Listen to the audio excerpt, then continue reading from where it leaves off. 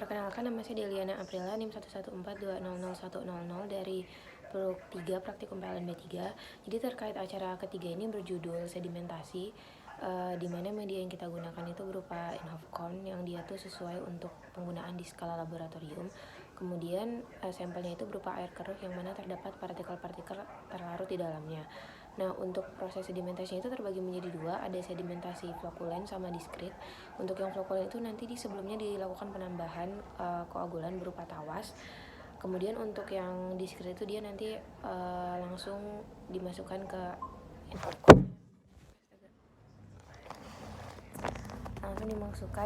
Inhovcon-nya untuk dilihat proses sedimentasinya. Kemudian untuk sampel air yang digunakan itu masing-masing Inhovcon itu digunakan 1000 ml atau 1 liter dengan adanya variasi variabel waktu, yaitu dilakukan pengamatan setiap 0 menit, 15 menit, 30 menit, 45 menit, dan 60 menit. Jadi dengan selisih 15 menit per pengamatannya, dimana nanti itu akan dihitung terjadinya penurunan kekeruhan di pengendapan diskret maupun flokulen. Di percobaan tersebut nanti per 15 menit akan dihitung kekeruhan akhirnya sehingga dapat dicari nilai penurunan kekeruhan serta efisiensi dan volume endapan yang terbentuknya. Nah, kemudian dari situ akan dianalisis bagaimana waktu optimum dalam penentuan mana waktu yang menurunkan kekeruhan paling besar. Nah, dari hasil pengamatan dalam pengendapan flokulen itu waktu optimumnya itu di menit ke-15 dengan nilai efisiensinya 45,4976, di mana volume endapan yang terbentuknya sebesar 24 mili.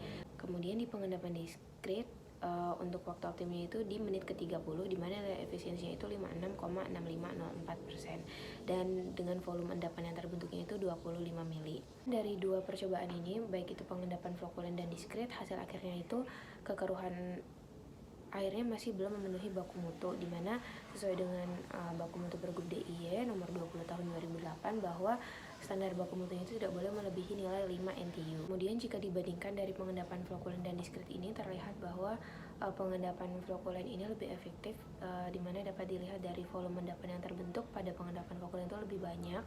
Terjadi karena pada pengendapan flokulen itu sebelumnya dilakukan penambahan koagulan berupa tawas, sehingga nanti akan terbentuk mikroflok, dan dari mikroflok itu akan bergabung menjadi makroflok. Nah, sedangkan pada pengendapan diskrit itu dia hanya terjadi pengendapan partikel secara sendiri gitu, jadi tanpa bantuan adanya koagulan, makanya dia akan lebih lama untuk terjadinya penurunan kekeruhan. Kemudian untuk analisis grafik regresi linear itu dia dilakukan terhadap dua variabel, yaitu lama waktu dan penurunan kekeruhan. Nah, dari dua pengendapan baik flokulen dan diskrit, keduanya itu dia dimana semakin lama waktu maka penurunan kekeruhan yang terjadi akan semakin terlihat. Namun dari kedua pengendapan ini, hasil akhirnya air tersebut kekeruhannya masih belum memenuhi baku mutu yang senilai 5 NTU. Kemudian untuk aplikasi atau pemanfaatan sedimentasi sendiri itu dapat digunakan untuk pengolahan air bersih.